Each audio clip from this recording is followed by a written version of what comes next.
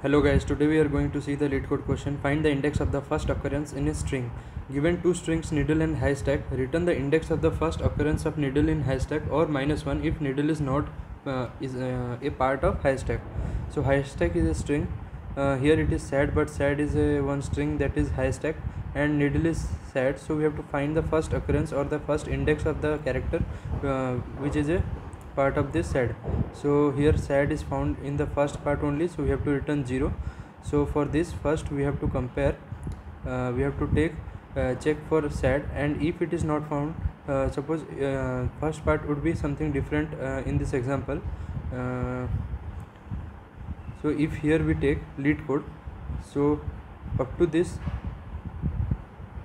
lead is there, and after that here C is present. So if anything in between is present, then we have to just take a pointer over here, and whenever we encounter that there is a break in this needle inside haystack, then we have to move that I to that pointer, and then again check whether the next elements present from the last till this pointer is greater than this needle length or not.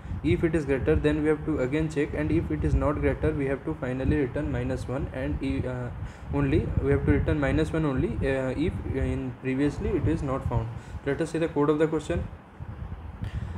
Here is the code of the question. First, int needle size is taken as needle length, and j is equal to 0, n equal to haystack dot length, and if needle size is greater than n, then we have to just return -1, while j is less than n minus needle size. This is given, this is done because from n we have to remove first needle size, then again we have to check if the rest of the element after each of the iteration we have to check whether rest of the element j is greater than the n minus needle size or not. If that substring from j to needle size equal to needle, we have to return j, otherwise we have to make j plus plus and check again for the if j is less than n minus needle size, and if it is not, then we have to just return -1. Thank you.